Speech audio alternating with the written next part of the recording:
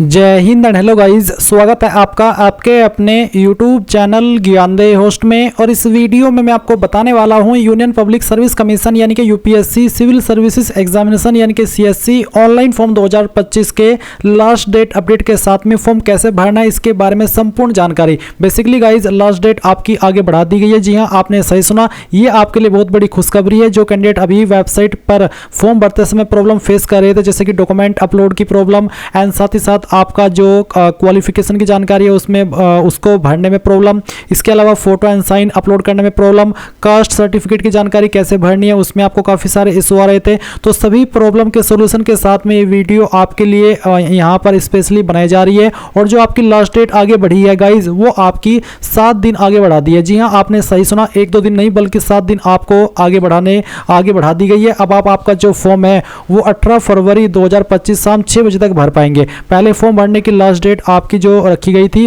वो 11 फरवरी 2025 तक रखी गई थी। और गाइज यहाँ पर जो आपका करेक्शन का टाइम है, अगर आपके फॉर्म के अंदर कोई गलती हो जाती है तो आपको यहाँ पर करेक्शन करने के लिए 19 फरवरी 2025 से लेकर के 25 फरवरी 2025 तक का समय दिया है, यानी कि 1 वीक आपको करेक्शन के लिए भी दिया है। और अब आप जो आपका फॉर्म भर पाएंगे वो 18 फरवरी 2025 शाम 6 बजे तक भर पाएंगे। अब ये चीज़ आपके लिए बहुत अच्छी खुशखबरी वाली है। जो कि कैंडिडेट अपना फॉर्म नहीं भर पाए थे, अब वो यहाँ पर थोड़ा आसानी से और थोड़ा बिल्कुल रिलैक्स होकर के फॉर्म को भर सकते हैं, क्योंकि वेबसाइट में काफ़ी सारे इशू आ रहे थे। अब गाइज आपको फॉर्म कैसे भरना है इसकी संपूर्ण जानकारी आपको इस वीडियो के अंदर दी जाएगी। और जो मैंने वीडियो की शुरुआत में भी आपको बताया कि जैसे कि आपको डॉक्यूमेंट अपलोड करने में काफ़ी सारी प्रॉब्लम आ रही थी, फिर आपकी अन्य जानकारी जैसे कि आपका OTP प्रॉब्लम, इन सभी का सोल्यूशन बहुत ही अच्छे से वीडियो के अंदर दिया जाएगा। वीडियो आपकी लॉन्ग रहेगी क्योंकि मैं यहाँ पर पूरी कोशिश करूँगा कि जितने भी इसमें आपके सवाल है, जो डाउट है और जिस स्टेप के अंदर जो जानकारी भर रहे हैं आप, उसको अच्छे से एक्सप्लेन करके आपको बताऊं और आप उसको समझने के बाद ही अपने फॉर्म के अंदर उस जानकारी को भरें। तो वीडियो को पूरा देखना है। अगर आपने वीडियो को लाइक शेयर नहीं किया कर दीजिएगा और चैनल को सब्सक्राइब कर लीजिएगा। उसके बाद में जो लिंक वीडियो के डिस्क्रिप्शन में दिया है वो ओपन करने के बाद में आप यहाँ पर ये जो यूपीएससी की वेबसाइट है इसके ऊपर आ जाइएगा। अब यहाँ पर आने के बाद में मैं आपको बता दूं कि अगर आपने इस वेबसाइट का इस्तेमाल करके कोई फॉर्म भरा है 2024 के अंदर या फिर उससे पहले, तो आपका रजिस्ट्रेशन हो रखा है, आप डायरेक्टली यहाँ पर आपका रजिस्टर्ड ईमेल आईडी, आपका रजिस्टर्ड नंबर, इसके माध्यम से लॉगिन कर लेंगे। या फिर अगर आप पहले से इसमें रजिस्टर्ड है और आपको आपकी OTR ID मालूम है तो आप OTR ID डालेंगे, अपना यहाँ पर पासवर्ड भरेंगे और फिर गाइज आप लॉगिन कर लेंगे कैप्चा डालने के बाद में। और इसमें आपको OTP की आवश्यकता भी नहीं पड़ती। और अगर आपने अभी रजिस्ट्रेशन किया है और आपको OTR ID मिल चुकी है तो भी अगर आपको OTP नहीं आ रहा है, आप OTR ID और पासवर्ड का इस्तेमाल करके इसमें लॉगिन होइएगा, आपको OTP की जरूरत नहीं पड़ेगी, डायरेक्टली आपके सामने आपका डैशबोर्ड आ जाएगा। पर गाइज अगर आप बिल्कुल फ्रेशर है, आपने इस वेबसाइट का इस्तेमाल करके कोई फॉर्म नहीं भरा, पहली बार इस वेबसाइट को देख रहे हैं, पहली बार कोई फॉर्म भर रहे हैं, तो आपको इसमें पहले रजिस्ट्रेशन करना होगा। तो रजिस्ट्रेशन करने के लिए आप यहाँ पर न्यू रजिस्ट्रेशन इसके ऊपर क्लिक करेंगे। इसके ऊपर क्लिक करने के बाद में यहाँ पर गाइज सबसे पहले आपको आपका नाम एंटर करना है। ये नाम आपका 10th के सर्टिफिकेट के अकॉर्डिंग होना चाहिए और पूरा नाम आप यहाँ पर लिखेंगे। उसके बाद में गाइज आप यहाँ पर आपके नाम को दोबारा डाल करके वेरीफाई कर देंगे। फिर यहाँ पर देखेंगे आपसे एक सवाल पूछेगी, क्या आपने कभी आपका नाम बदला है? अगर हाँ तो यस, नहीं तो आप नो करेंगे। फिर जो आपका जेंडर है, मेल फीमेल या ट्रांसजेंडर, वो आप सिलेक्ट करेंगे। जेंडर को दोबारा सिलेक्ट करके वेरीफाई कर लेंगे। इसके बाद आप यहाँ पर डेट ऑफ बर्थ अपनी सिलेक्ट करेंगे। डेट ऑफ बर्थ भी आपकी 10th के सर्टिफिकेट के अकॉर्डिंग ही होनी चाहिए। तो इस तरह से आप यहाँ पर इसको सिलेक्ट कर लीजिएगा। ये सिलेक्ट करने के बाद में आप देखेंगे वेरीफाई डेट ऑफ बर्थ, तो आपको यहाँ पर date of birth same way में अपनी वेरीफाई कर लेनी है, जैसे कि अभी आपको मैंने वेरीफाई यानी कि फिल करके दिखाई है। ये करने के बाद आप देखेंगे फादर नेम, तो आपको फादर नेम एंटर करना है। ये भी आप 10th के सर्टिफिकेट के अकॉर्डिंग ही एंटर कीजिएगा। फादर नेम को दोबारा डाल करके आपको यहाँ पर वेरीफाई कर देना है। और उसके बाद में गाइज आप यहाँ पर मदर नेम डालेंगे। मदर नेम को भी आपको यहाँ पर 2 बार डाल करके वेरीफाई करना होगा। इसके बाद आप देखेंगे माइनॉरिटी स्टेटस, क्या आप माइनॉरिटी कम्युनिटी से आते हैं, अल्पसंख्यक समुदाय से आते हैं? अगर हाँ तो यस, नहीं तो आप नो करेंगे। अगर आप आते हैं और आप यस कर रहे हैं तो फिर आपको बताना कि आपकी माइनॉरिटी कम्युनिटी इनमें से कौन सी है। जो भी है वो आप सिलेक्ट कर लीजिएगा। फिर आप आपका मोबाइल नंबर डालेंगे जो कि आप रजिस्टर करना चाहते हैं। ध्यान दीजिए नंबर आपका बिल्कुल एक्टिव होना चाहिए क्योंकि इसके ऊपर OTP जाता है। फिर आप कोई अन्य फोन नंबर देना चाहते तो अल्टरनेट मोबाइल नंबर के अंदर दे सकते हैं, नहीं तो आप चाहे तो इस ऑप्शन को खाली छोड़ छोड़ सकते हैं। उसके बाद आप आपकी ईमेल आईडी यहाँ पर डालेंगे, फिर अल्टरनेट ईमेल आईडी के अंदर कोई अन्य ईमेल आईडी देना चाहते तो दे सकते हैं, नहीं तो आप इसको भी खाली छोड़ सकते हैं। फिर आपको यहाँ पर 10th का जो बोर्ड एग्जामिनेशन रोल नंबर है वो बताना होगा, यानी कि 10वीं का रोल नंबर क्या था वो आप यहाँ पर एंटर कर देंगे। फिर गाइज आपसे एक सिक्योरिटी क्वेश्चन पूछा है, तो जो भी सिक्योरिटी क्वेश्चन आप सिलेक्ट करना चाहे बस वो आपको ध्यान रखना है और उसका एक आंसर आपको आपकी चॉइस के अकॉर्डिंग देना है। ये आपको तब काम आता है जब आप आपका पासवर्ड भूल जाते हैं और आप उसको रिकवर करने की कोशिश करते हैं। तो ऐसे में आपको इसी क्वेश्चन का यही वाला आंसर दे करके अपने पासवर्ड को रिसेट करने का ऑप्शन मिल जाता है। फिर है सिक्योरिटी क्वेश्चन 2, तो आप सेकंड क्वेश्चन क्या रखना चाहते हैं वो आप यहाँ पर सेलेक्ट कर लीजिए और उसका जो आंसर है वो अपनी चॉइस के अकॉर्डिंग यहाँ पर दे दीजिए।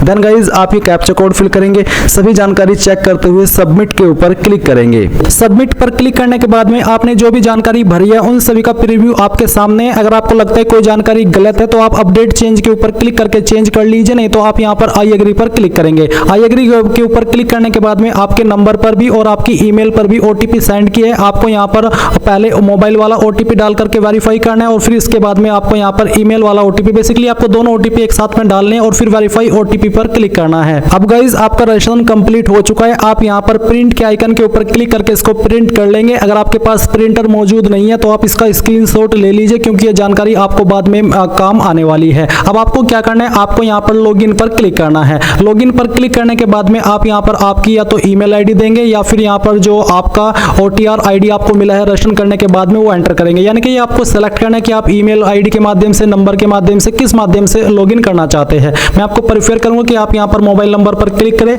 और यहाँ पर आपका नंबर एंटर करें, फिर गेट ओटीपी पर क्लिक करें। इसके बाद आपके नंबर पर ओटीपी जाएगा, वो ओटीपी यहाँ पर डाल करके ये वेरिफिकेशन कोड फिल करते हुए लॉगिन पर क्लिक करना है। लॉगिन करने के बाद में आपके सामने कुछ ऐसा इंटरफेस आएगा। बेसिकली यहाँ पर आपको एक पासवर्ड क्रिएट करना है। आपको यहाँ पर न्यू पासवर्ड में एक पासवर्ड डालना है। पासवर्ड के अंदर आपका इंग्लिश का कैपिटल वर्ड, स्मॉल वर्ड, कोई स्पेशल कैरेक्टर और साथ ही डिजिट रहना चाहिए। इस तरह का आप एग्जांपल ले सकते हैं पासवर्ड के लिए और आपको यहाँ पर ये पासवर्ड दोबारा डाल करके वेरीफाई कर देना है। इसके बाद आप यहाँ पर सभी जानकारी को वेरीफाई करके सबमिट पर क्लिक करेंगे। सबमिट के ऊपर क्लिक करने के बाद में आपका यहाँ पर अकाउंट कंप्लीट हो जाएगा। अब आपके सामने यहाँ पर इस तरह से आपका डैशबोर्ड आ जाएगा, जैसे कि आप वीडियो में देख सकते हैं। यहाँ पर आपको अभी सभी स्टेप में क्रॉस आइकन देखने को मिल रहा है और जैसे ही आप स्टेप कंप्लीट करते जाएंगे तो आपको यहाँ पर राइट चेक देखने को मिलेगा। तो सबसे पहले आप यहाँ पर पर्सनल इन्फॉर्मेशन इसके ऊपर क्लिक करेंगे।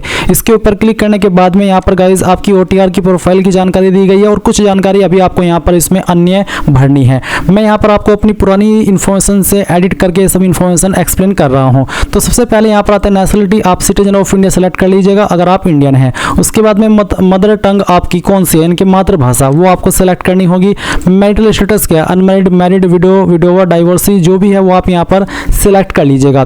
पहले ऑफ बर्थ आपको बताना है इंडिया या फिर आउटसाइड इंडिया। इसके बाद में यहाँ पर आता है पोस्ट ऑफिस, तो जो आपका पोस्ट ऑफिस है वो आपको यहाँ पर लिखना है। आपके सिटी का या फिर टाउन का या फिर विलेज का क्या नाम है वो आप यहाँ पर भर देंगे। फिर यहाँ से आपको आपकी स्टेट सेलेक्ट कर लेनी है और उसके बाद में जो भी आपकी डिस्ट्रिक्ट है वो भी आप सेलेक्ट कर लेंगे। फिर जो आपका पिन कोड है वो आपको यहाँ पर डाल देना है। इसके बाद आती है कम्युनिटी, यानी कि आपकी कास्ट कैटेगरी, तो SC है, ST है, OBC है, जनरल है या फिर EWS है। मान लीजिए आपकी कैटेगरी OBC है तो OBC के सेलेक्ट करने पर आपके सामने एक ऑप्शन आएगा कि क्या आप क्रीमी लेयर से बिलोंग करते हैं। अगर आप करते हैं तो आप यस करिए। यस करने के बाद में यहाँ पर आता है कि candidates belonging to OBCs but coming in the creamy layer and thus not being entitled to OBC reservation will be treated as general community, यानी कि जो कैंडिडेट OBC से है और क्रीमी लेयर में आते हैं उनको यहाँ पर जनरल कम्युनिटी के अंदर काउंट किया जाएगा, उनको रिजर्वेशन के फायदे नहीं मिलेंगे। और मान लीजिए आप यहाँ पर OBC है बट आप क्रीमी लेयर में नहीं आते तो आप नो करेंगे। नो करने के बाद में आपको यहाँ पर आपका कास्ट कैटेगरी सर्टिफिकेट नंबर देना है। अभी जो आप यहाँ पर वीडियो में देख सकते हैं ये एक OBC का कास्ट सर्टिफिकेट है जो कि सेंट्रल गवर्नमेंट का है। ये मैं आपको डेमो के लिए दिखा रहा हूँ। आपका सर्टिफिकेट भी कुछ इसी तरह का रहेगा। अगर आप यहाँ पर अभी लेटेस्ट बनवाई है क्योंकि ये 2023 का है तो मे बी उसका फॉर्मेट आपका थोड़ा अलग हो, पर वो इसी तरह का आपका सर्टिफिकेट रहेगा। अब इसी सर्टिफिकेट से कहाँ पर क्या जानकारी भरनी है वो आप जान लीजिए। तो सर्टिफिकेट नंबर के अंदर जो आपके सामने प्रमाण पत्र क्रमांक आपको सर्टिफिकेट में देखने को मिल रहा है वो प्रमाण पत्र क्रमांक आप सर्टिफिकेट नंबर में डाल दीजिएगा। उसके बाद में designation of issuing counter signing authority, यानी कि कौन सी पोस्ट के अधिकारी ने आपका सर्टिफिकेट जारी किया है, ये कहाँ पर लिखा होता है ये आप यहाँ पर नीचे सक्षम अधिकारी के बाद में देख सकते हैं। सक्षम अधिकारी के बाद में यहाँ पर लिखा है तहसीलदार, तो आपको देखना है कि सक्षम अधिकारी के बाद में किस पोस्ट के अधिकारी का नाम लिखा है, वही फिर आपको यहाँ पर सेलेक्ट करना होगा। इसमें अलग अलग पोस्ट के अधिकारी इसको जारी करते हैं, तो जिस भी अथॉरिटी ने जारी किया है आपके सर्टिफिकेट को, वो आप एक बार चेक करके यहाँ पर सेलेक्ट कर लीजिएगा। तो इसमें मैं तहसीलदार सेलेक्ट कर लेता हूँ, या फिर इसको अन्य भी जारी करते हैं, ये मैं आपको सिर्फ एक्सप्लेन ही कर सकता हूँ, क्योंकि क्या पता कौन से पोस्ट के अधिकारी ने आपका सर्टिफिकेट जारी किया है, इसलिए आपको वो चेक करके खुद से यहाँ पर उस पोस्ट के अधिकारी उस अधिकारी की पोस्ट आपको सेलेक्ट करनी होगी। फिर आता है state UT of issuing countersigning authority, कौन सी स्टेट ने जारी किया है, वो स्टेट आपको पता ही होगी जहाँ से आपने बनवाया है, तो वो सेलेक्ट कर लीजिए। फिर आएगा डेट ऑफ इशू, तो आपको आपके सर्टिफिकेट पर जारी दिनांक के सामने देखने को मिल जाएगा कि किस डेट में आपका सर्टिफिकेट जारी हुआ है, वो डेट आप सेलेक्ट कर लीजिएगा। फिर आएगा full address of issuing countersigning authority, यानी कि जिस अधिकारी ने इसको जारी किया है उसका फुल एड्रेस क्या है। अब इसमें बहुत सारे कैंडिडेट कंफ्यूज होते हैं कि इसमें हम एड्रेस क्या भरे। तो मान लीजिए ये जो आपका सर्टिफिकेट है वो तहसीलदार ने जारी किया है, तो तहसीलदार आपका कहाँ पर बैठता है, जैसे कि मंडल अधिकारी या फिर आपका कचेरी का जो एड्रेस होता है जहाँ पर आपके तहसीलदार बैठते हैं, उसका एड्रेस आपको देना होगा। मान लीजिए आपका सर्टिफिकेट जारी किया एसडीएम ने, तो एसडीएम का ऑफिस जहाँ पर है जो भी एड्रेस लगता है वो एड्रेस आपको लिख देना है। अगर डीएम ने जारी किया है तो आपको डीएम का जो एड्रेस है वो लिख देना है। तो बेसिकली कहने का यही मतलब है कि जिस भी पोस्ट के अधिकारी ने आपका सर्टिफिकेट जारी किया है उसका जो एड्रेस लगता है वही एड्रेस आपको लिखना होगा। जैसे कि यहाँ पर इसमें सर्टिफिकेट में लिखा है कि तहसील बदायूं, डिस्ट्रिक्ट बदायूं, उत्तर प्रदेश, तो इसी तरीके से आपको यहाँ पर वो चीज़ लिखनी होगी कि कौन सी पोस्ट के अधिकारी ने जारी किया है और उसका जो एड्रेस है वो कहाँ पर है। तो मैं आपको यही एक्सप्लेन कर सकता हूँ। तो मेरा जो एड्रेस है वो है रामपुर मनिहारन कचेरी, तो मैं इस तरह से ये लिख दूंगा। और आप यहाँ पर चाहे जहाँ से भी आपका सर्टिफिकेट जारी किया है वो एड्रेस लिख रहे हैं, उसमें आपको कोई भी इशू नहीं आएगा, इस बात की मैं आपको गारंटी दे सकता हूँ, क्योंकि ये कोई स्पेसिफिक इन्फॉर्मेशन ऐसी नहीं होती है कि इसका बिल्कुल सटीक जवाब होता है, क्योंकि ये आपके अधिकारी के एड्रेस के ऊपर वेरी करता है। तो जो भी आपकी अधिकारी का एड्रेस है जहाँ पर उनका ऑफिस है वही एड्रेस आपको यहाँ पर लिखना होगा। तो यहाँ पर मैंने आपको जो इश्यूइंग अथॉरिटी का एड्रेस है वो इस तरह से फिल करके दिखाया है, आपको भी इसी तरह से आपका जो एड्रेस है यहाँ पर इश्यूइंग अथॉरिटी का वो भरना होगा। फिर आएगा name of the caste tribe community as mentioned in the community certificate, यानी कि आपकी कास्ट कौन सी है, ट्राइब कौन सी है या फिर कम्युनिटी कौन सी है, वो आपको यहाँ पर लिखनी है। और ये इन्फॉर्मेशन आपको आपके सर्टिफिकेट में देखने को मिल जाएगी। आपको आपका सर्टिफिकेट पढ़ना है और उसमें जो आपकी कास्ट कैटेगरी या फिर जो भी आपकी ट्राइब है वो लिखी है वो आप यहाँ पर लिख दीजिएगा, जो भी लिखी है वही आपको यहाँ पर लिखनी होगी। उसके बाद में central list with serial number of caste tribe community, तो सेंट्रल लिस्ट में आपका जो कास्ट या फिर ट्राइब है या फिर कम्युनिटी है उसका सीरियल नंबर क्या है वो आपको यहाँ पर इसमें लिखना होगा। और ये जो central list with serial number है ये भी आपको आपके कास्ट कैटेगरी सर्टिफिकेट के अंदर देखने को मिल जाएगा। आपको आपका सर्टिफिकेट पढ़ना है और उसमें जो जानकारी यहाँ पर लिखी गई है कि आपका सीरियल नंबर क्या है कास्ट का या ट्राइब का, वो आप यहाँ पर लिख दीजिएगा। या फिर आप इसको सेंट्रल लिस्ट फॉर ओबीसी, ये जो आपको यहाँ पर इस लिंक भी दिया है, आप इस लिंक को ओपन करके इसमें जो आपकी कास्ट है और उसके सामने जो सीरियल नंबर लिखा है वो सीरियल नंबर आप यहाँ पर लिख दीजिएगा। जैसे कि 20वें नंबर पर है, 50वें नंबर पर है, जो भी है वो आप यहाँ पर लिख दीजिएगा। फिर उसके बाद में यहाँ पर आपसे पूछा है कि क्या आप विकलांग है, अगर हाँ तो आप यस करिएगा, नहीं तो आपको नो करना है। फिर फोटो आइडेंटिटी कार्ड में आप यहाँ पर कोई एक आईडी सेलेक्ट कर लेंगे, इनमें से कोई एक आईडी आपके पास सेलेक्ट होनी चाहिए। जो भी आईडी आप सेलेक्ट कर रहे हैं वो आपको यहाँ पर फिर उसका जो नंबर है वो देना होगा।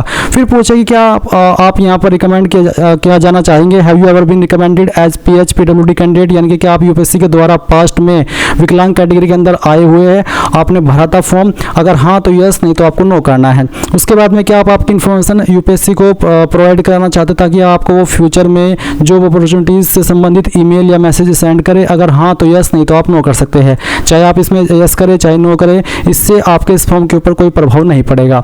अब मैंने अभी आपको ये जानकारी भरी है वो ओबीसी कैटेगरी की बताई है। अगर मान लीजिए आपकी कैटेगरी एसटी है तो तब भी आपके सामने सेम ही ऑप्शन आएंगे। आपको आपका सेंट्रल का कास्ट सर्टिफिकेट उठाना है और उसमें सर्टिफिकेट नंबर जो दिया है वो यहाँ पर भर देना है। फिर कौन से पोस्ट के अधिकारी ने उसको जारी किया है वो आप यहाँ पर सेलेक्ट कर लेंगे, सर्टिफिकेट नंबर डाल देंगे और उसकी जो एड्रेस है पहले तो आपको स्टेट सेलेक्ट करनी होगी, फिर जारी दिनांक और उसके बाद में एड्रेस मैंने आपको ऑलरेडी बता दिया है कि जहाँ पर भी आपका अधिकारी बैठता है उसका जो एड्रेस लगता है वो एड्रेस आपको यहाँ पर लिखना है। अगर किसी कचेरी में बैठता है, किसी स्पेसिफिक जगह पर बैठता है, जहाँ पर भी उसका उसका जो बेसिकली ऑफिस है उसका जो एड्रेस है वही आपको लिखना है। इसमें कोई ऐसी सटीक जानकारी नहीं होती है कि अगर आपने कुछ और भर दिया तो आपका फॉर्म रिजेक्ट हो जाएगा या फिर आपको बाद में प्रॉब्लम होगी, ऐसा कुछ भी नहीं होगा। तो आप यहाँ पर ये full address of issuing authority भर दीजिएगा। आपको अगर कास्ट सर्टिफिकेट के अंदर भी आपका जो इशूइंग अथॉरिटी का एड्रेस दिखाई दे रहा है अगर लिखा है उसमें, तो वहाँ से भी भर सकते हैं, नहीं तो खुद से जैसे कि मैंने आपको एक्सप्लेन करके बताया है वैसे भी भर सकते हैं। फिर आप यहाँ पर कास्ट, ट्राइब या कम्युनिटी, उसके बाद में उसका जो सीरियल नंबर है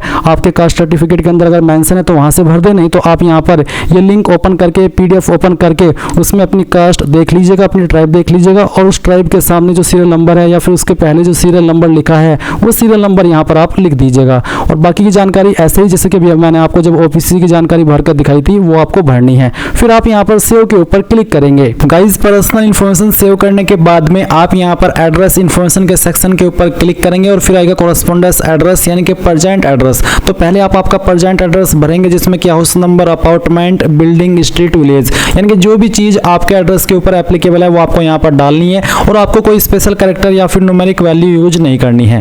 उसके बाद में आप यहाँ पर नीचे देखेंगे आपका स्टेट का ऑप्शन, तो आप यहाँ से आपके स्टेट सेलेक्ट कर लेंगे, डिस्ट्रिक्ट आपकी जो भी है वो सिलेक्ट कर लेंगे, आपका जो पिन कोड है वो आपको यहाँ पर डाल देना है।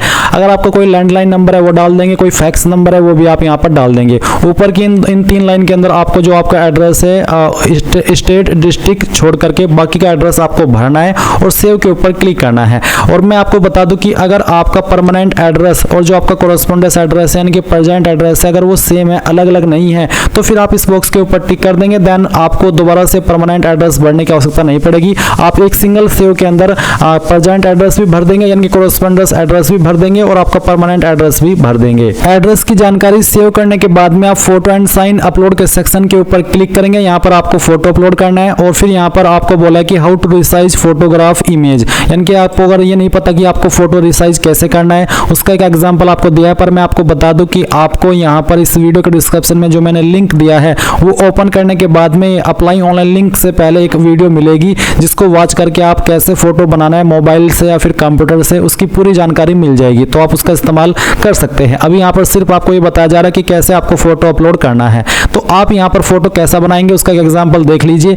आपको फोटो इस तरह का रखना है जिसमें कि नेम के बाद में आपका नाम लिखना है, फिर फोटोग्राफ डेट के बाद में आपकी डेट लिखनी है कि किस डेट में आपने फोटो को लिया है और फोटो के ऊपर डेट ज़्यादा पुरानी नहीं होनी चाहिए। इसके अलावा आपके फोटो का फॉर्मेट JPG रहना चाहिए और जो डायमेंशन है वो आपका 550 पिक्सल वाइड और 550 पिक्सल ही हाइट होनी चाहिए। इसके अलावा जो आपका साइज है फोटो का वो 20 से 300 KB के बीच में रहना चाहिए और जो इस एक्सेप्ट नहीं होंगे फोटोज वो आपको यहाँ पर बताए हैं। तो आप चूज फाइल के ऊपर क्लिक करेंगे और जहाँ पर भी फोटो फाइल है वो आपको सिलेक्ट करनी है। मैं यहाँ पर आपको दिखा रहा हूँ रियल फोटो अपलोड करके मैंने ये फाइल सेलेक्ट की, ओपन किया। ओपन करने के बाद में यहाँ पर आई हर डिक्लेयर दैट फोटोग्राफ माइन, आप इसके ऊपर टिक करेंगे और सेव के ऊपर क्लिक कर देंगे। सेव के ऊपर क्लिक करने के बाद देख लीजिए आपका फोटो इस तरह से आ जाएगा। ऐसा ही आपको बोला है फोटो अपलोड करने के लिए। इसके बाद आप सिग्नेचर के सेक्शन के ऊपर क्लिक करेंगे। सिग्नेचर के सेक्शन के ऊपर क्लिक करने के बाद बोला है कि 350 × 350 आपका जो सिग्नेचर का डायमेंशन है वो रहना चाहिए। एंड यहाँ पर आप क्या करेंगे, चूज फाइल के ऊपर क्लिक करेंगे और जहाँ पर भी आपका साइन है वो आपको सिलेक्ट कर लेना है। तो चलो मैं यहाँ पर सिलेक्ट कर लेता हूँ साइन। मैंने ये साइन सेलेक्ट किया, ओपन किया, यहाँ पर टिक किया, उसके बाद में सेव के ऊपर क्लिक करता हूँ तो आप देखेंगे कि यहाँ पर जो साइन है वो आ चुका है। और आप यहाँ पर अब क्या करेंगे, आपको इसमें एजुकेशनल इन्फॉर्मेशन सेक्शन इसके ऊपर क्लिक करना है। अब आप देखेंगे पहले आपसे मैट्रिकुलेशन यानी कि 10वीं की इन्फॉर्मेशन ली जा रही है, तो आपको यहाँ पर क्लास, डिवीजन, ग्रेड के अंदर बताना है कि आपकी क्लास या फिर डिवीजन क्या थी। जिनके 60+ % होते हैं वो फर्स्ट क्लास फर्स्ट डिवीजन के अंदर आते हैं और जिनके 45 से लेकर के 59 के बीच में रहते हैं परसेंटेज उनको यहाँ पर सेकंड क्लास के अंदर रखा जाता है और जिनके 33 से लेकर के 45 के बीच में होते हैं वो थर्ड क्लास के अंदर आते हैं या फिर पास क्लास के अंदर आते हैं।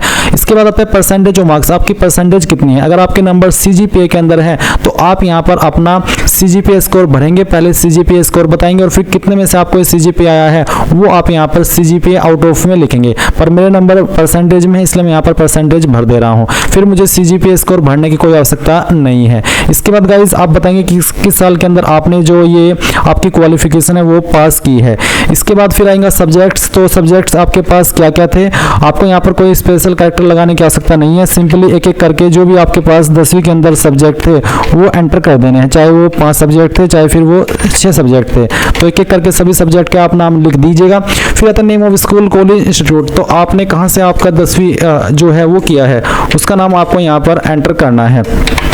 ये एंटर करने के बाद में आपको बताना कि आपने कौन से बोर्ड के द्वारा आपके 10वीं की पास किया, उस बोर्ड का नाम आप यहाँ पर लिख देंगे और सेव के ऊपर क्लिक करेंगे। गाइज सेव के ऊपर क्लिक करने के बाद 10वीं की जानकारी सेव होगी और अब आपको यहाँ पर इंटरमीडिएट यानी कि 12th की जानकारी देखने को मिलेगी। आप इस वाले सेक्शन पर क्लिक करेंगे और यहाँ पर बताएंगे कि आपने अभी कर रहे हैं या फिर आप कंप्लीट कर चुके हैं। अगर कंप्लीट कर चुके हैं तो कंप्लीट सेलेक्ट कर लेंगे। उसके बाद में यहाँ पर सेम वे में आप जानकारी भरेंगे जैसे कि अभी आपने आपकी 10वीं की जानकारी भरी है, जिसमें कि आपको क्लास डिवीजन बतानी है, आपके जो परसेंटेज है 12वीं के वो बताने हैं, नहीं तो आप CGPA स्कोर भी भर सकते हैं अगर CGPA के अंदर नंबर है। और उसके बाद में बताना कि किस साल के अंदर आपने आपकी जो 12वीं है वो पास की है। इसके बाद सब्जेक्ट आपके पास क्या क्या थे वो सब्जेक्ट के नाम आप यहाँ पर इसमें एंटर कर दीजिएगा। सभी सब्जेक्ट के नाम आपको लिखने होंगे एंड फिर सेम वे में आपको आपके स्कूल कॉलेज का नाम बताना है और आपका जो बोर्ड था, जिस बोर्ड से आपने आपकी जो 12वीं है वो की है या फिर कर रहे हैं, और उसके बाद आप सेव के ऊपर क्लिक करेंगे। अब गाइज यहाँ पर आपकी 10वीं और 12वीं की जानकारी तो भरी जा चुकी है। अभी आप यहाँ पर आपकी मेन क्वालिफिकेशन भरेंगे, जिस क्वालिफिकेशन से आप UPSC सिविल सर्विसेज के फॉर्म पर अप्लाई करने के लिए एलिजिबल हो रहे हैं, जो कि है आपकी ग्रेजुएट की योग्यता। तो आप यहाँ पर ग्रेजुएशन के सेक्शन के ऊपर क्लिक करेंगे। मैंने अपनी पहले से प्रोफाइल कंप्लीट करके रखी है, इसलिए मैं इसी प्रोफाइल से अपनी जानकारी एडिट करके आपको बताऊंगा कि कहाँ पर आपको क्या भरना है। तो जैसे ही आप यहाँ पर ऐड क्वालिफिकेशन के ऊपर क्लिक करेंगे ग्रेजुएशन के सेक्शन में आकर के, तो सबसे पहले आपको स्ट्रीम एट ग्रेजुएशन लेवल यानी कि आपका ग्रेजुएशन लेवल पर क्या स्ट्रीम है, medical, engineering, science, humanity, commerce, management, law या फिर इन सब के अलावा कोई अन्य। अगर अन्य है तो आप अदर सेलेक्ट करके खुद से उस स्ट्रीम को भर सकते हैं। अगर इन्हीं में से आपका कोई स्ट्रीम है, आपकी क्वालिफिकेशन इन्हीं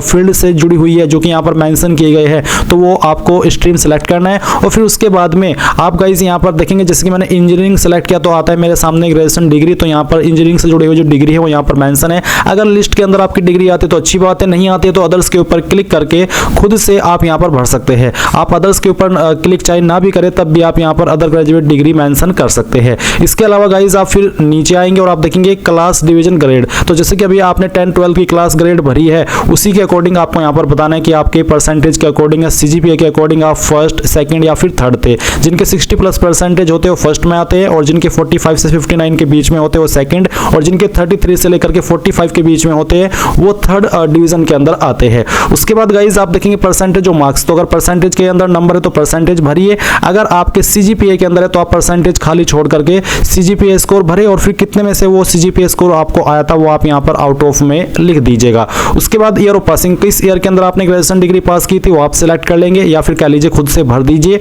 और फिर जो आपके सब्जेक्ट्स थे या फिर जो आपका डिसिप्लिन है वो आपको यहाँ पर एंटर करना है। कोई स्पेशल कैरेक्टर आपको यूज नहीं करना है, नहीं तो डिटेल सेव नहीं हो पाएगी और बार बार एरर आता रहेगा। इसके बाद आता है name of school college institute, कहाँ से आपने आपकी जो क्वालिफिकेशन ग्रेजुएशन की वो की है उस इंस्टीट्यूट का नाम आपको यहाँ पर एंटर करना है। उसके बाद में नेम ऑफ बोर्ड यूनिवर्सिटी, तो यहाँ पर आपको आपके बोर्ड या यूनिवर्सिटी का नाम देना है। मैंने यहाँ पर ये जानकारी डेमो के लिए भरी है, आप आपके रियल इंस्टीट्यूट का नाम यहाँ पर भर देंगे और यानी कि जिस कॉलेज से आपने की है, और फिर वो जो कॉलेज आपका एफिलेटेड है वो किस यूनिवर्सिटी से है उस यूनिवर्सिटी को आपको यहाँ पर सेलेक्ट कर लेना है। अगर लिस्ट के अंदर नहीं है आपकी यूनिवर्सिटी तो आप अदर का सेक्शन सेलेक्ट करके खुद से अपनी यूनिवर्सिटी का नाम यहाँ पर दे सकते हैं। तो इस तरह से आप ये जानकारी भरेंगे। उसके बाद आएगा ग्रेजुएशन सर्टिफिकेट नंबर या फिर इनरोलमेंट नंबर या फिर रोल नंबर। तो इनमें से कोई एक चीज़ आप भर सकते हैं, चाहे आपका ग्रेजुएशन का सर्टिफिकेट नंबर या जो इनरोलमेंट हुआ था आप उसका नंबर या फिर फाइनल ईयर का रोल नंबर। उसके बाद में डेट ऑफ इशू, कब ये इशू हुआ था, जो भी डिटेल्स आप दे रहे हैं, अगर सर्टिफिकेट दे तो सर्टिफिकेट का डेट ऑफ इशू देना है, इनरोलमेंट नंबर दे तो इनरोलमेंट आपका कब इशू हुआ था उसका डेट देना है, रोल नंबर दे रहे तो आपका एडमिट कार्ड कब इशू हुआ था उसका डेट आप यहाँ पर भर देंगे। अगर एग्जैक्ट डेट मालूम नहीं है तो आप यहाँ पर एक्सपेक्टेड डेट भी भर सकते हैं, बट ज़्यादा दूर 2014 की डेट नहीं होनी चाहिए, 2-4 दिन का फर्क चल जाता है क्योंकि ये इतनी इंपॉर्टेंट इन्फॉर्मेशन नहीं है जिस आधार पर आपका कोई फॉर्म रिजेक्ट हो या फिर कोई आपको आगे चल करके बड़ी प्रॉब्लम आए। इसके बाद आता है डेजिग्नेशन ऑफ इश्यूइंग अथॉरिटी, किस अथॉरिटी के द्वारा आपका ये जो डिटेल्स आप दे रहे हैं वो इशू हुआ है, जैसे कि सर्टिफिकेट, इनरोलमेंट नंबर या रोल नंबर, तो जिस भी इंस्टीट्यूट से आप कर रहे हैं उसी के माध्यम से बेसिकली आपका ये इशू हुआ होगा, तो उसी का आपको यहाँ पर इंस्टीट्यूट का नाम दे देना है। उसके बाद में आपको आपकी जिस इंस्टीट्यूट ने या फिर आपकी यूनिवर्सिटी ने आपका जो ये सर्टिफिकेट नंबर या इनरोलमेंट नंबर या फिर आपका रोल नंबर जारी किया है, एडमिट कार्ड जारी किया है, तो उस अथॉरिटी का नाम, उसका नाम तो आपने दे दिया, उसका पूरा एड्रेस आप यहाँ पर डाल दीजिएगा। फिर नीचे आता है कि do you have any basic educational qualification और higher qualification obtained from a foreign institute, क्या आपने कोई सामान्य क्वालिफिकेशन या फिर कोई हायर क्वालिफिकेशन फॉरेन इंस्टीट्यूट से प्राप्त की है? अगर हाँ तो यस कर दीजिए, नहीं तो आपको नो करना है और उसके बाद आप सेव के ऊपर क्लिक कर देंगे। अब सेव के ऊपर क्लिक करने के बाद ये जानकारी आपकी सेव हो जाएगी और इसके बाद में गाइज आप यहाँ पर पोस्ट ग्रेजुएशन का सेक्शन भी देखेंगे। तो अगर आपने पोस्ट ग्रेजुएशन की है और आप उसकी इन्फॉर्मेशन देना चाहते तो आप इस सेक्शन के ऊपर आएंगे और सेम वे में जैसे कि अभी आपने यहाँ पर आपकी ग्रेजुएशन की जानकारी भरी है वो भर देंगे। अगर आपने सिर्फ ग्रेजुएशन ही की है तो आप ये जानकारी मत भरिएगा क्योंकि कंपलसरी नहीं है। और फिर आप यहाँ पर नीचे अगले सेक्शन पर आएंगे जो कि है डॉक्यूमेंट्स अपलोड का। अब गाइज आपकी 10वीं 12वीं की जानकारी भरी जा चुकी है, तो अगर आप एनडीए का फॉर्म भर रहे हैं तो इन दो इन्फॉर्मेशन के माध्यम से ही आप आपका जो फॉर्म है वो भर लेंगे। पर अगर आप यहाँ पर इसमें प्रोफाइल क्रिएट कर रहे हैं सीडीएस के लिए तो या फिर किसी अन्य एग्जाम के लिए, तो आपको यहाँ पर ग्रेजुएशन की जानकारी भी भरनी होगी। तो चलिए मैं आपको ग्रेजुएशन की जानकारी अगर आप भर रहे हैं तो कैसे भरेंगे वो भी बता देता हूँ। तो यहाँ पर मैंने ग्रेजुएशन स्टेटस में कंप्लीट सेलेक्ट कर लिया। अगर आप कंप्लीट कर चुके तभी सेलेक्ट कीजिएगा, कर रहे हैं तो अपेयरिंग सेलेक्ट कर सकते हैं। तो अगर मैं कंप्लीट सेलेक्ट करता हूँ तो यहाँ पर जानकारी भरने के ऑप्शन आ चुके हैं। आपको पहले आपका स्ट्रीम बताना है ग्रेजुएशन लेवल का, मेडिकल है, इंजीनियरिंग है, साइंस है, ह्यूमैनिटी है, कॉमर्स है, अकाउंट मैनेजमेंट, लॉ या अदर, या फिर बेसिकली इनमें है तो इनमें, अगर अदर है तो अदर सेलेक्ट कर लीजिएगा। तो चलिए मैं एग्जांपल के लिए इंजीनियरिंग सेलेक्ट कर लेता हूं। फिर आपको आपकी ग्रेजुएशन डिग्री यहां पर सेलेक्ट कर लेनी है, इंजीनियरिंग की कैटेगरी में इनमें से कौन सी है। अगर इनमें भी नहीं है तो आप अदर के ऊपर क्लिक करके खुद से भर सकते हैं। इसके बाद में गाइज यहाँ पर चलिए मैं पहले इनमें से जो क्वालिफिकेशन है वही सिलेक्ट कर लेता हूं। अब आते हैं क्लास डिवीजन ग्रेड, तो सेम वे में बताना है कि आपकी क्लास डिवीजन या फिर ग्रेड क्या है, परसेंटेज और मार्क्स क्या है वो भर दीजिए। अगर सीजीपीए के अंदर है तो आप सीजीपीए भी भर सकते हैं। फिर किस साल के अंदर आपने आपकी क्वालिफिकेशन पास की है वो साल आप यहाँ पर इसमें भर दीजिएगा। फिर सब्जेक्ट्स या फिर स्पेशलाइजेशन क्या था वो आप यहाँ पर लिखिएगा। आपके स्कूल, कॉलेज, इंस्टीट्यूट का नाम आपको यहाँ पर देना है। आपके जो यूनिवर्सिटी है उसका नाम आपको यहाँ पर सेलेक्ट कर लेना है। उसके बाद में ग्रेजुएशन सर्टिफिकेट नंबर या फिर इनरोलमेंट नंबर या फिर फाइनल ईयर का रोल नंबर, इनमें से कोई एक चीज आप यहाँ पर भर देंगे। किस डेट में आपका सर्टिफिकेट इशू हुआ है वो डेट आप यहाँ पर सिलेक्ट कर लेंगे। फिर कौन सी अथॉरिटी ने आपका सर्टिफिकेट जारी किया है उस अथॉरिटी का नाम आपको बताना है, यानी कि कौन से, जैसे कि आपके उसमें डीन होता है, प्रिंसिपल होता है, किसने आपका सर्टिफिकेट जारी किया, किसने उसके ऊपर साइन किए वो आपको बताना है। और फिर उसका जो पूरा एड्रेस है वो भी आपको बताना होगा, यानी कि जो आपके प्रिंसिपल है उनका पूरा एड्रेस क्या है उनका आपको यहाँ पर पूरा एड्रेस देना होगा। फिर एक सवाल आता है कि do you have any basic educational qualification और higher qualification obtained from a foreign institute, क्या आपने कोई नॉर्मल क्वालिफिकेशन या हायर क्वालिफिकेशन किसी विदेशी इंस्टीट्यूट से प्राप्त की है। अगर हाँ तो यस, नहीं तो आप नो करेंगे और सेव के ऊपर क्लिक करके इस जानकारी को सेव कर देंगे। सेम वे में गाइज अगर आपने पीजी डिग्री की है तो आप पीजी की जानकारी भी सेम वे में भर सकते हैं।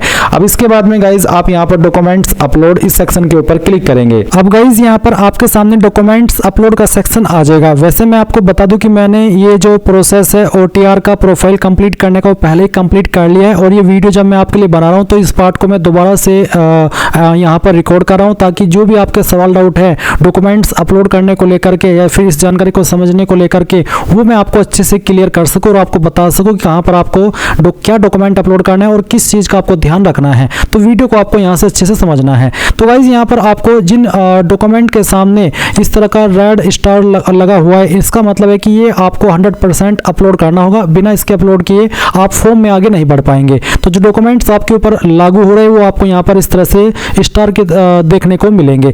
तो पहले आता है मैट्रिकुलेशन सर्टिफिकेट जिसमें कि आप आपका 10वीं का सर्टिफिकेट भी अपलोड कर सकते हैं। अगर वो नहीं है तो आप यहाँ पर स्कूल लिविंग सर्टिफिकेट भी अपलोड कर सकते हैं क्योंकि ये आपके डेट ऑफ बर्थ के प्रमाण के रूप में आपसे लिया जा रहा है। जो आप यहाँ पर अपलोड करेंगे ये आपको पीडीएफ फॉर्मेट में अपलोड करना है। अब मान लीजिए आपका सर्टिफिकेट इमेज में है या फिर जो आपने स्कैन करके रखा हुआ इमेज में है तो आप उसको पीडीएफ में कैसे कन्वर्ट करेंगे। इसके लिए गाइज आपको गूगल के अंदर आना है और सर्च करना है इमेज टू पीडीएफ। ये आपने सर्च किया, सर्च करने पर पहले वाली वेबसाइट आ जाएगी। अब आप इसको ओपन कर लेंगे और जो आपने आपके सर्टिफिकेट का इमेज लिया हुआ है, आपने फोटो लिया है, इसको स्कैन किया हुआ है, वो फाइल आपको यहाँ पर सिलेक्ट करनी है। मैं डेमो के लिए आपको यहाँ पर ये सिलेक्ट करके दिखा रहा हूँ। मैं इस फाइल को सिलेक्ट करता हूँ, ओपन करता हूँ, इस तरह से आपकी फाइल आएगी। अगर आप मल्टीपल फोटो एक पीडीएफ के अंदर ऐड करना चाहते हैं, यानी कि आपके पास 2-3 फोटो है आपकी मार्कशीट के या सर्टिफिकेट के, तो आप उनको यहाँ पर 2-3 को एक साथ में सिलेक्ट कर सकते हैं और फिर कन्वर्ट टू पीडीएफ इसके ऊपर क्लिक करेंगे।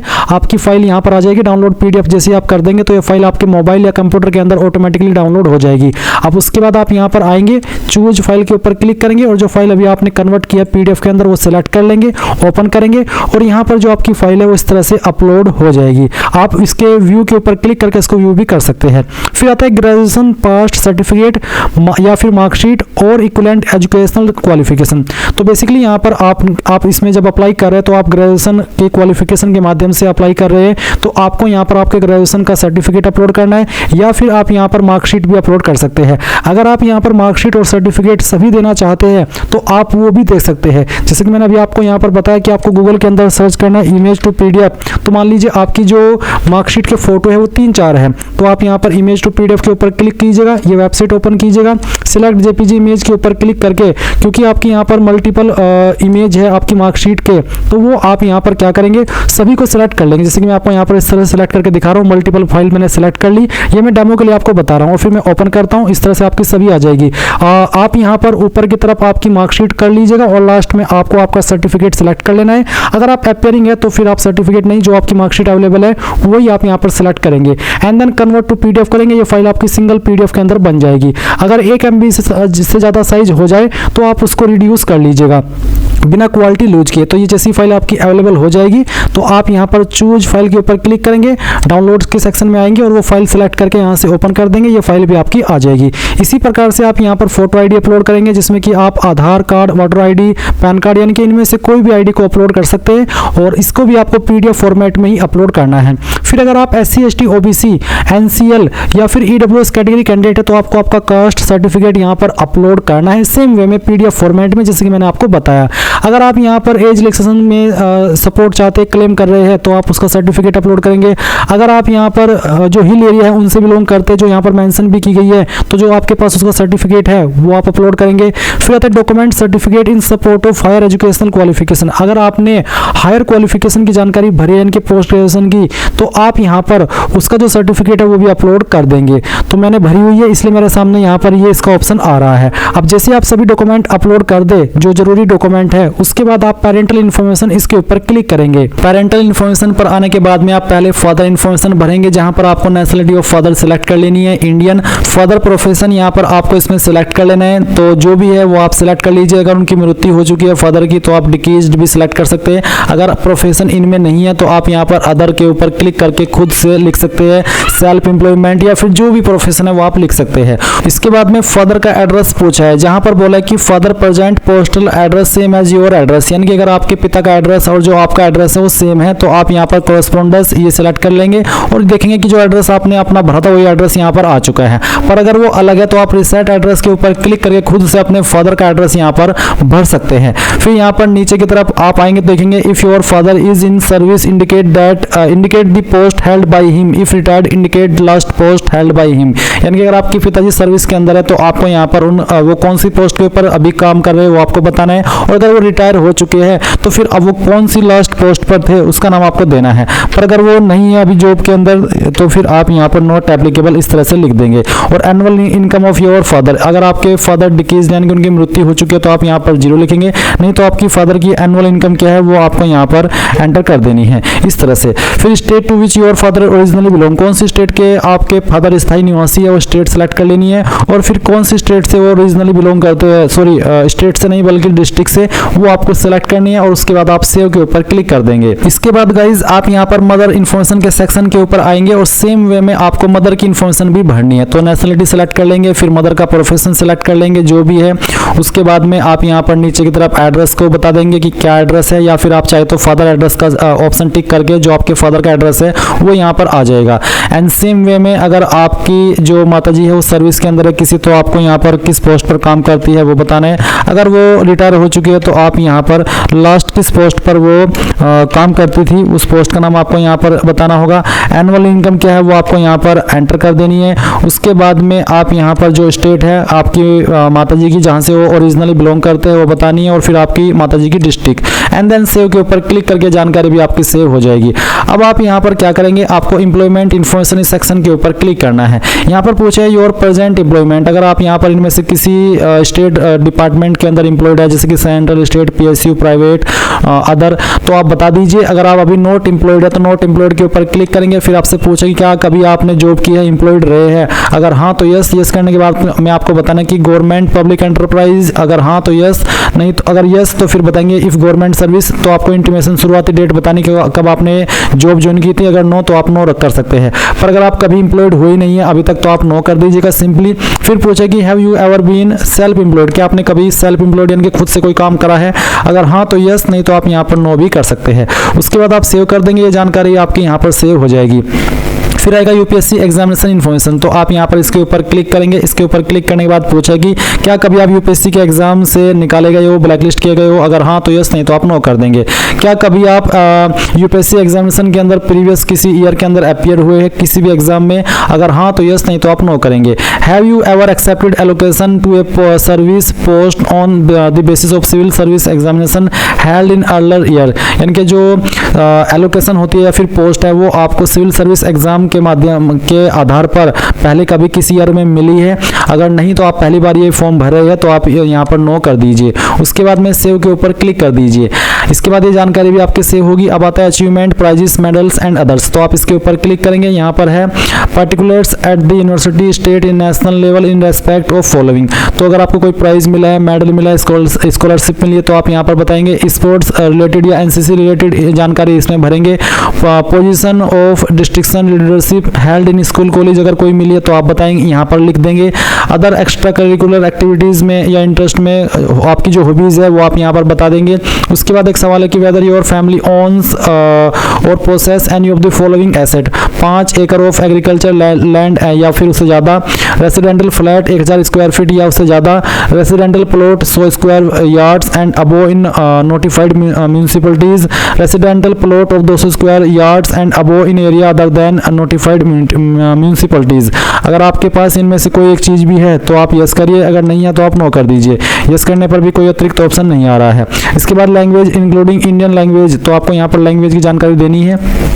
पहले आप बताएंगे यहाँ पर लैंग्वेज, उसके बाद में आपको जैसे कि इसमें है रीड ओनली, स्पीक ओनली, तो मैं यहाँ पर इसमें भी हिंदी कर लेता हूँ, स्पीक ओनली। फिर रीड एंड स्पीक, तो रीड एंड स्पीक मैं यहाँ पर हिंदी कर सकता हूँ। उसके बाद रीड, राइट एंड स्पीक, तो ये भी मैं कर सकता हूँ। एग्जामिनेशन पास, तो अगर आपने कोई एग्जाम पास किया है तो आप यहाँ पर बता दीजिए। जैसे कि मैंने 10वीं हिंदी के अंदर पढ़ी है और उसमें एग्जाम भी पास किया, तो मैं ऐड के ऊपर क्लिक करता हूँ।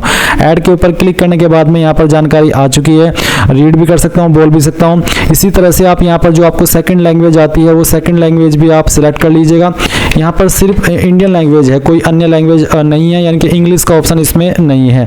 तो आप यहाँ पर कोई अन्य लैंग्वेज जो कि इंडियन ही हो वो आपको आती है तो सेम वे में आप बता देंगे और फिर सेव के ऊपर क्लिक कर देंगे। सेव के ऊपर क्लिक करने के बाद गाइज आप यहाँ पर देखेंगे कि जो आपकी OTR प्रोफाइल की इंफॉर्मेशन है वो आपकी कंप्लीट हो चुकी है। अगर आप यहाँ पर ग्रीन चेक देख पा रहे हैं तो इसका मतलब है कि आपके सभी फील्ड भरे जा चुके हैं और आपने सभी जानकारी भर ली है। अभी आपको इसमें अप्लाई करना है, मेन अप्लाई अब आपका शुरू होगा। ये आपने अभी तक आपकी प्रोफाइल कंप्लीट की है तो आप अप्लाई करने के लिए यहाँ पर लेटेस्ट नोटिफिकेशन इसके ऊपर क्लिक करेंगे। लेटेस्ट नोटिफिकेशन के ऊपर क्लिक करने के बाद गाइज आपके सामने यहाँ पर सिविल सर्विसेज प्रीलिमिनरी एग्जाम 2025 आ जाएगा। अभी आप यहाँ पर देख सकते हैं इसमें अपडेट एडिट OTR, यानी कि अगर आप अपने पार्ट 1 को अपडेट करना चाहते हैं, एडिट करना चाहते हैं तो आप इस ऑप्शन के ऊपर क्लिक करके कर लेंगे, नहीं तो आपको यहाँ पर क्लिक हियर फॉर पार्ट 1 इसके ऊपर क्लिक करना है। देन आपके सामने इंस्ट्रक्शंस आएंगे, आप इन सभी को चेक करते हुए नीचे की तरफ आएंगे, फिर आपको यहाँ पर यस के ऊपर क्लिक करना है और यहाँ से ओके कर देना है। अब यस करने के बाद जो आपने अभी अपना OTR प्रोफाइल कंप्लीट किया है वो आप देख सकते हैं कि सभी इसमें ग्रीन होने चाहिए, ग्रीन चेक, और इसका ग्रीन चेक होने का मतलब है कि आपने अपने OTR प्रोफाइल को कंप्लीट करके रखा है। अभी आप यहाँ पर नीचे की तरफ आएंगे और आप चाहे तो यहाँ से अपनी प्रोफाइल समरी को एक बार व्यू या प्रिंट भी कर सकते हैं। अब आप जैसे इसके ऊपर टिक कर दे तो आपको आई एग्री इसके ऊपर क्लिक करना है। अब इसके ऊपर क्लिक करने के बाद आप यहाँ पर व्यू पार्ट 1 के ऊपर क्लिक करके इसको व्यू करना चाहिए कर सकते हैं, नहीं तो आप क्लिक हियर फॉर पार्ट 2 इसके ऊपर क्लिक करेंगे। देन आपके सामने इस तरह से इन्फॉर्मेशन आएगी। आप सभी जानकारी चेक करने के बाद नीचे की तरफ देखेंगे नेशनलिटी, तो आप सिटीजन ऑफ इंडिया इसमें सेलेक्ट कर लीजिए। फिर आता है मैरिटल स्टेटस, तो आपका यहाँ पर स्टेटस पहले से आपने भर रखा है। फिर आपकी कैंडिडेट बिलोंगिंग टू, तो बेसिकली जो इन्फॉर्मेशन आपने OTR के अंदर भरी थी वो सभी इन्फॉर्मेशन आप यहाँ पर चेक कर पा रहे हैं। सभी जानकारी चेक करेंगे और नीचे आएंगे एजुकेशनल क्वालिफिकेशन पर, तो सिलेक्ट द क्वालिफिकेशन के ऊपर क्लिक करने के बाद आप यहाँ पर सिलेक्ट करेंगे अपनी क्वालिफिकेशन को। अगर आप ऑलरेडी अपनी डिग्री पास कर चुके हैं तो आप पहले वाला ऑप्शन सेलेक्ट करेंगे, और अगर आप अभी अपनी जो डिग्री है वो कर रहे हैं, अभी लास्ट ईयर के अंदर है, तो आप सेकंड ऑप्शन टिक करेंगे। उसके बाद में यहाँ पर आपसे पूछे select your degree subject in graduation, आपको आपका ग्रेजुएशन के अंदर डिग्री सब्जेक्ट सेलेक्ट करना है। यहाँ पर काफी सारे सब्जेक्ट और स्ट्रीम दिए गए हैं, अगर आपका इनमें है तो सिलेक्ट कर ले, अगर इनमें नहीं है तो अदर्स को आप सिलेक्ट कर सकते हैं। तो मेरा इन्हीं में है, मैंने यहाँ से सिलेक्ट कर लिया है। उसके बाद में आप देखेंगे for which examination you would like to consider, यानी कि कौन से एग्जाम को आप कंसिडर कराना चाहेंगे, civil services, Indian forest service या फिर दोनों। तो अगर आप दोनों के लिए एलिजिबल है क्वालिफिकेशन के अकॉर्डिंग तो आप दोनों सेलेक्ट कर सकते हैं। अगर आपको किसी एक पर अप्लाई करना जैसे कि IAS, IPS, सिविल सर्विसेज, तो फिर आप ये भी सिलेक्ट कर सकते हैं। तो आपकी चॉइस के अकॉर्डिंग है ये वाला ऑप्शन, जिस पे आप कंसिडर कराना चाहते हैं, अपने आप को प्रेफरेंस देना चाहते हैं, वो आप दे सकते हैं। फिर आप एड्रेस की इन्फॉर्मेशन देखेंगे जो कि आपको चेक करनी है, और उसके बाद में कंटिन्यू इसके ऊपर क्लिक करना है। अब आता है क्लेमिंग एज रिलैक्सेशन, यानी कि जो आयु सीमा के अंदर छूट मिलती है, क्या आप उसको क्लेम करना चाहते हैं? अगर हाँ तो यस कर दीजिए, अगर नहीं तो आप नो कर सकते हैं। अगर आप ओवर एज हो चुके हैं तभी आप यहाँ पर यस करके इसमें क्लेम कीजिएगा, ओवर एज नहीं हुआ तो कोई जरूरत आपको इसको क्लेम करने की है नहीं। अब आप यहाँ पर नीचे देखेंगे डॉक्यूमेंट्स, तो आप डॉक्यूमेंट्स को भी वेरीफाई कर लीजिएगा। तो गाइज यहाँ पर जैसे ही आप अपने डॉक्यूमेंट व्यू करेंगे, अगर मान लीजिए आप अपने डॉक्यूमेंट को व्यू कर रहे हैं और फिर भी आपको यहाँ पर आगे बढ़ने का जो ऑप्शन है वो नहीं मिल रहा है, तो इसका मतलब है कि आपको डॉक्यूमेंट के सेक्शन में जाकर के फिर से अपनी सेम फाइल को अपलोड करना है, जो कि वहाँ पर आपको अपलोड करने को बोली जा रही है, जैसे कि 10th का सर्टिफिकेट, 12th का, डिग्री का। तो अगेन उन फाइल को आप अपलोड कर देंगे और फिर आप यहाँ पर व्यू डॉक्यूमेंट अपलोडेड के ऊपर क्लिक करके उनको व्यू भी कर लेंगे। इसमें आप क्या देख सकते हैं, upload the certificate of graduation, यानी कि ग्रेजुएशन का सर्टिफिकेट आपको अपलोड कर देना है, और साथ ही यहाँ पर जो अगर आप SC ST कैंडिडेट है तो आपको आपका कास्ट सर्टिफिकेट अपलोड करना है। उसके बाद आप यहाँ पर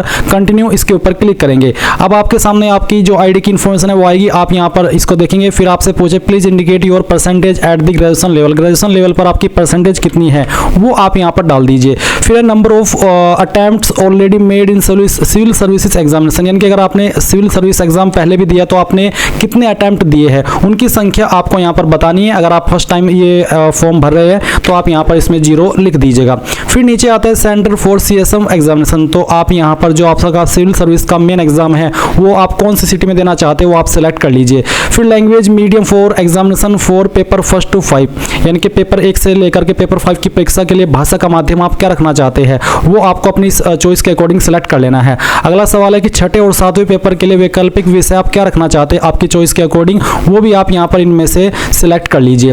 ये सिलेक्ट करने के बाद में आप यहाँ पर देखेंगे 6ठे और 7वें पेपर के वैकल्पिक विषय का भाषा माध्यम, तो किस लैंग्वेज में आप चाहते हैं ये पेपर वो आप सेलेक्ट कर लीजिए आपकी चॉइस के अकॉर्डिंग। और सवाल आता है अगला कि क्या आप अरुणाचल प्रदेश, मणिपुर, मेघालय, मिजोरम, नागालैंड, सिक्किम के रहने वाले हैं? अगर है तो यस, नहीं तो आप नो कर दीजिए। उसके बाद में आता है कि यदि नहीं तो पेपर ए हेतु भाषा का चयन करें, पेपर 1 आप किस लैंग्वेज में देना चाहते हैं वो लैंग्वेज आप सेलेक्ट कर लीजिए। उसके बाद आप कंटिन्यू इसके ऊपर क्लिक करेंगे। अब आपने जो भी जानकारी भरी है वो सभी आपके सामने, आप एक बार फिर से इन सभी को जानकारी को चेक कर ले।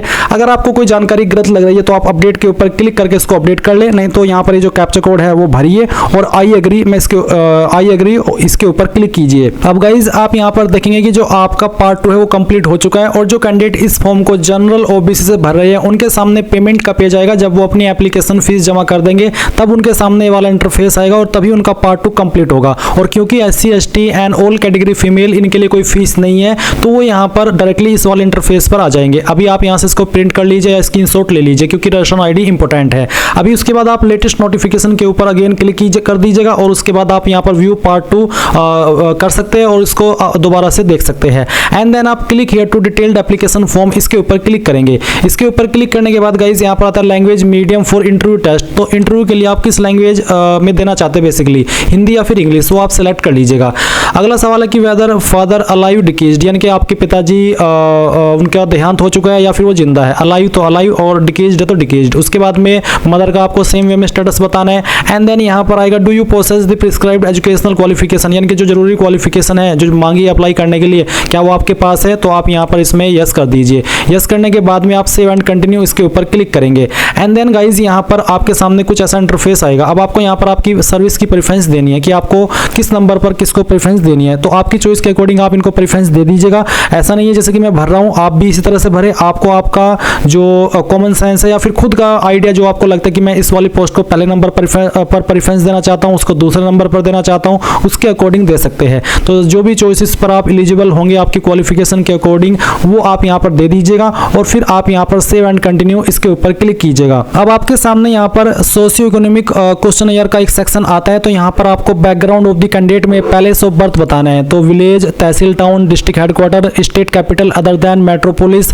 आउट ऑफ इंडिया, कहाँ पर जन्म हुआ है वो आप यहाँ पर सेलेक्ट कर लीजिए आपके स्टेटस के अकॉर्डिंग। फिर है place where you had most of your school education, आपकी ज़्यादातर क्वालिफिकेशन किस जगह पर हुई है, village, tehsil, town, district headquarter, तो जहाँ पर भी हुई है वही आप यहाँ पर सिलेक्ट कर लीजिएगा। उसके बाद में आता है place of residence most of the time after completing higher secondary education, यानी कि आपकी जो 12वीं कंप्लीट करने के बाद में आप ज़्यादातर किस जगह पर रहे हैं वो आपको बताना है, village, tehsil, town, district headquarter, तो जहाँ पर भी रहे इनमें से वो आप सिलेक्ट कर लीजिएगा।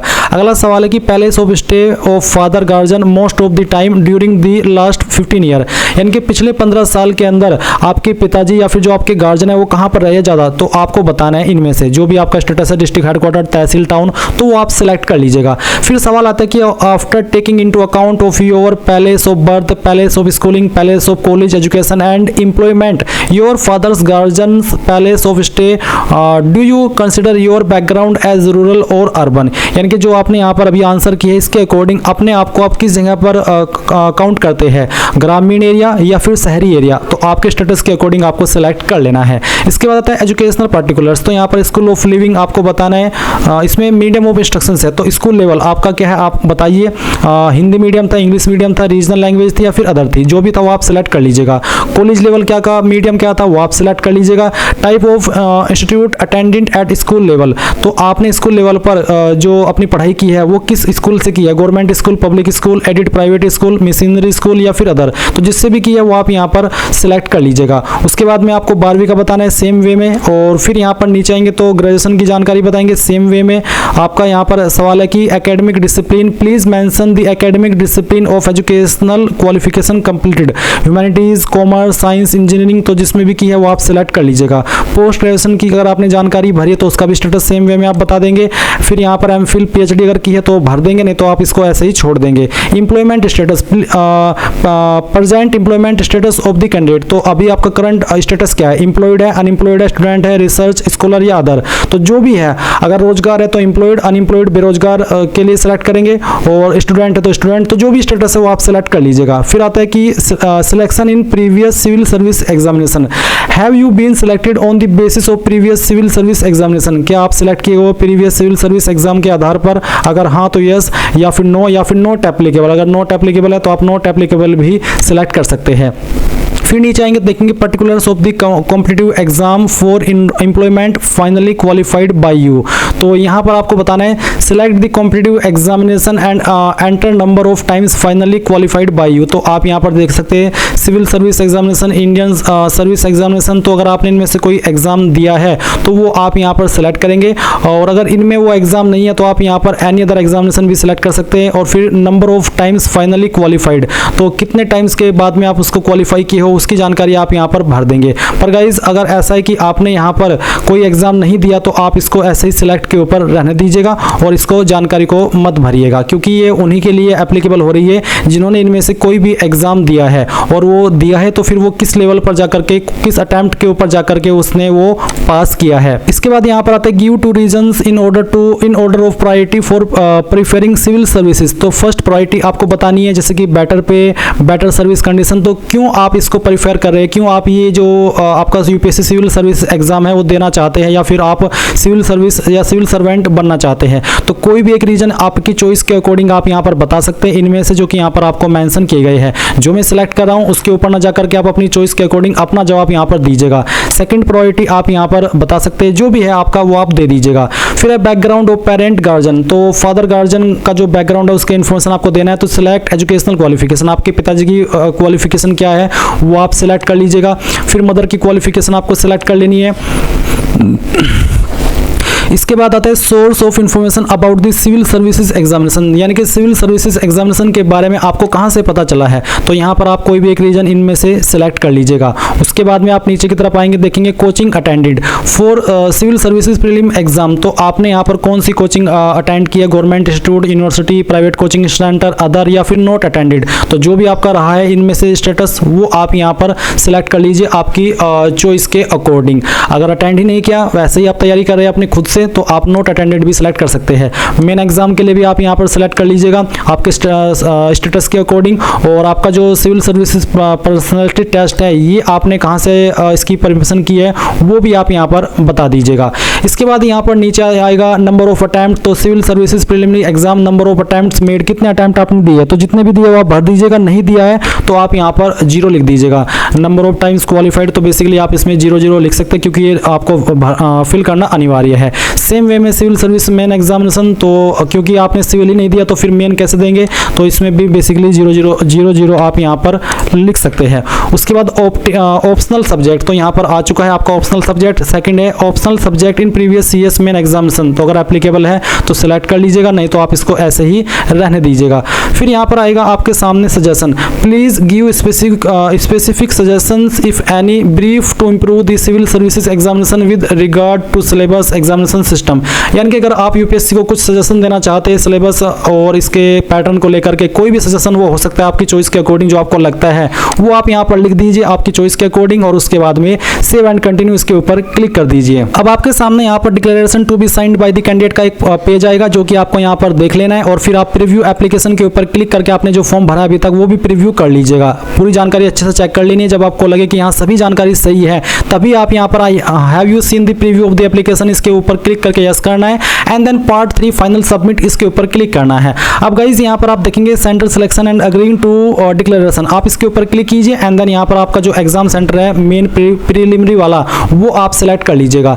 ये सिलेक्ट करने के बाद में आप यहाँ पर इसमें नीचे की तरफ डिक्लेरेशन देखेंगे, आई एग्री के ऊपर क्लिक करेंगे। एंड देन फिर आप देखेंगे कि जो आपका फॉर्म है वो बेसिकली कंप्लीट हो जाएगा। गाइज अगर आपके सामने फाइनल प्रिंट लेते समय या फिर फाइनल सबमिट करते समय कोई एरर आ जाता है, जैसे कि मेरे सामने अभी आया था, तो फिर आप अगेन लॉगिन हो जाइएगा। और लॉगिन होने के बाद में आप यहाँ पर view selection centre and agreeing to declaration इसके ऊपर देख सकते हैं। साथ ही साथ आप एप्लीकेशन स्टेटस के ऊपर क्लिक करके जो अभी आपने फॉर्म भरा है उसका स्टेटस भी आप यहाँ पर चेक कर सकते हैं। अब अगर गाइज आप यहाँ पर अपने एप्लीकेशन फॉर्म का अभी तक प्रिंट नहीं ले पाए और आपको नहीं पता कि कैसे प्रिंट लेना है, तो आप यहाँ पर देख सकते हैं एप्लीकेशन स्टेटस के बाद में व्यू प्रिंट दिया है, तो आप DAFCSM क्लिक है इसके ऊपर क्लिक करेंगे। आपके सामने इस तरह से आप PDF के फॉर्मेट में आपका एप्लीकेशन फॉर्म का प्रिंट आ जाएगा और पूरी जानकारी इसके अंदर आपको दी गई है। तो आप यहाँ पर इसको डायरेक्टली प्रिंट भी कर सकते हैं अगर आपके पास प्रिंटर मौजूद है, नहीं तो आप यहाँ पर PDF के रूप में सेव कर लीजिएगा और बाद में आप इसको प्रिंट करा लीजिएगा।